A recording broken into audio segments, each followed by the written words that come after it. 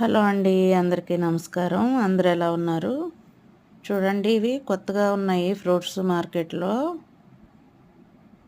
చూడండి, చాలా ఫ్రెష్గా ఉన్నాయి. కొమ్మలకి అప్పటికప్పుడు కట్ చేసి ఇవి అమ్మడం జరిగింది అతను. ఈ పావు కేజీ 120 అండి.